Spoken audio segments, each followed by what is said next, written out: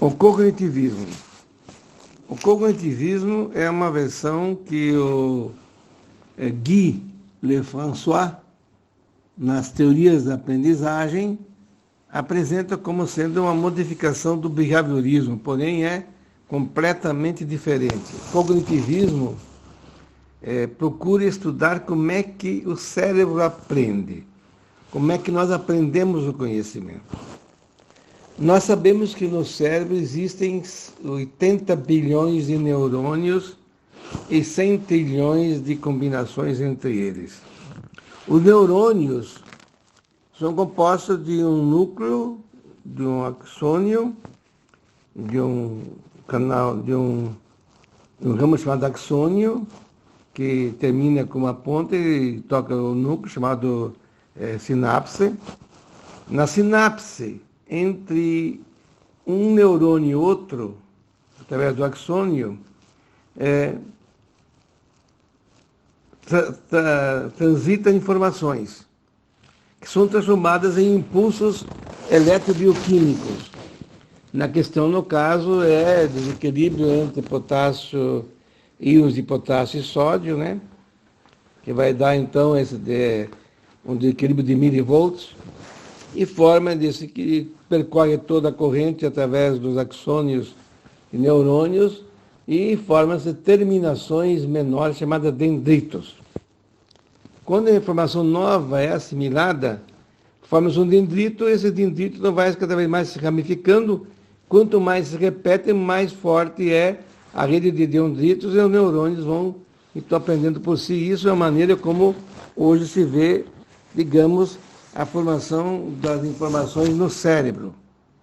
Como é que se transforma em consciência, e esse é outro problema, que nós vamos tratar aqui.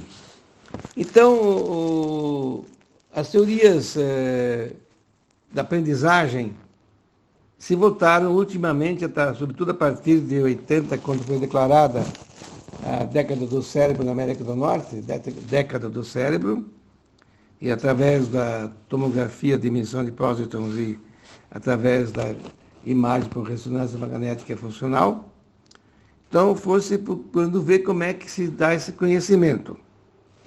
Então, a metáfora que se usa é através do computador.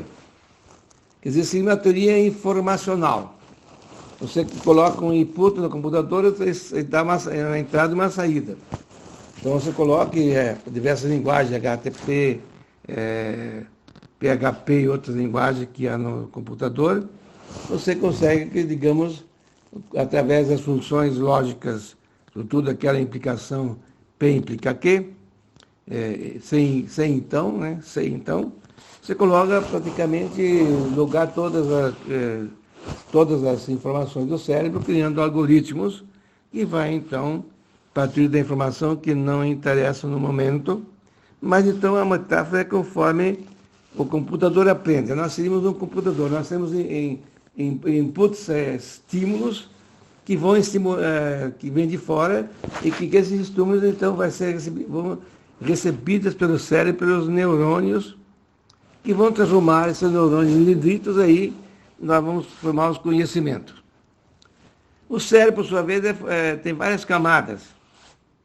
Camada do paleocéfalo, mesocéfalo e o neocéfalo, que é, digamos, a parte mais externa, que é a matéria cinzenta.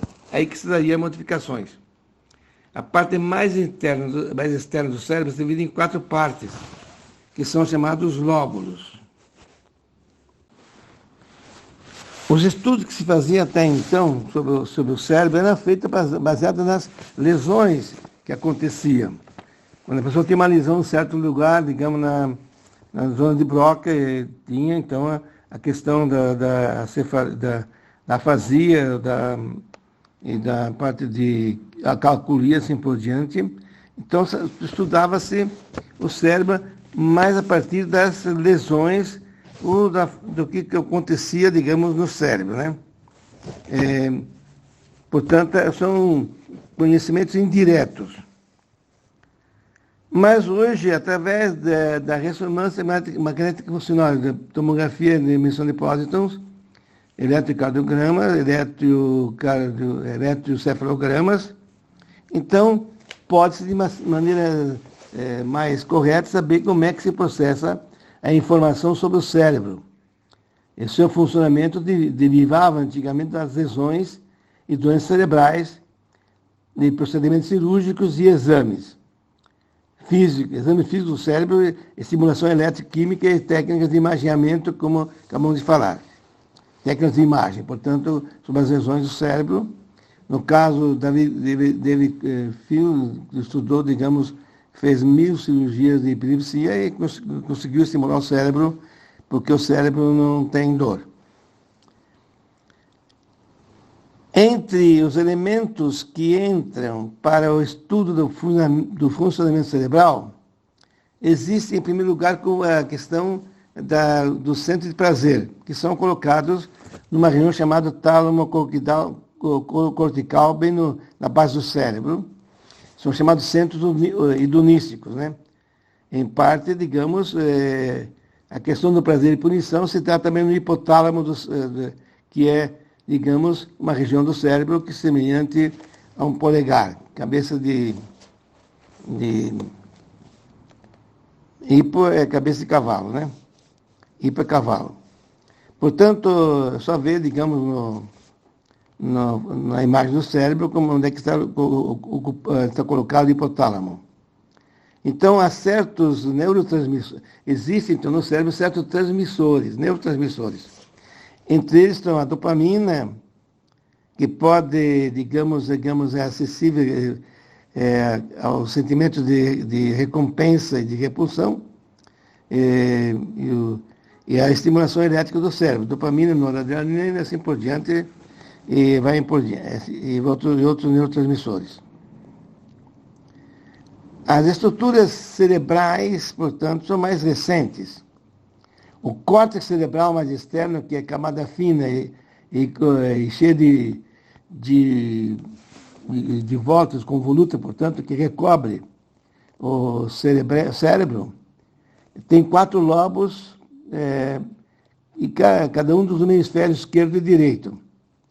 E os lobos, cada lobo tem associado uma ou mais funções, embora haja considerável sobreposição e integração funcional entre eles.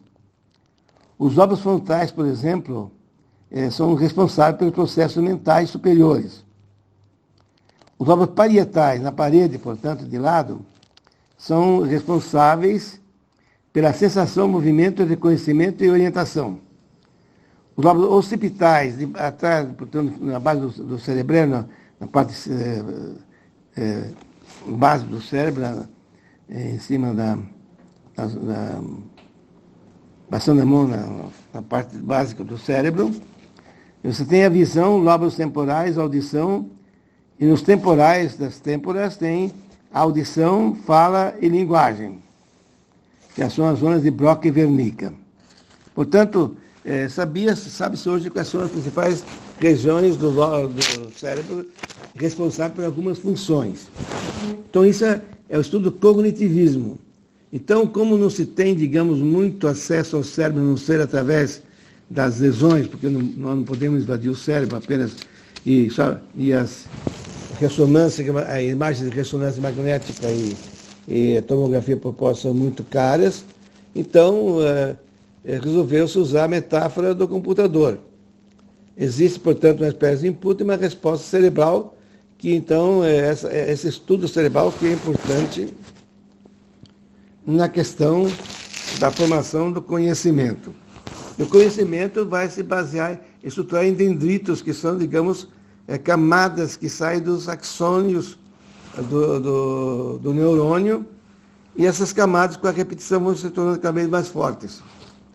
Maiores detalhes podem ver no livro Memória da Mente e as Moléculas, de Eric Kandel e Larry Squire, publicado nas Artes Médicas, há muito tempo atrás. É um livro bastante caro e técnico. E existe um livro também que traz algumas informações a respeito, que é o chamado Guy Lefrançois, né? Teorias da Aprendizagem, que é um livro bastante sobre as teorias bem explicadas, bastante atualizado, e essas teorias cognitivistas vão se cada vez mais se modificando conforme o cérebro vai sendo desvendado. Se não expliquei, pelo menos consegui confundir. Obrigado a vocês. O cognitivismo, em resumo, vem da palavra latina cognitivo, cognosce, quer dizer, conhecer. É, portanto, um estudo que procure saber como é que se dá o conhecimento no nosso cérebro. Através da formação de redes neurais, aí teremos o conectivismo que se segue. E o conectivismo é saber como é que o cérebro forma o conhecimento. Então, existem muitas teorias. Uma das principais teorias é a teoria do Edelman, na biologia do conhecimento e teoria do conhecimento do cérebro. Eu tenho um artigo sobre o assunto,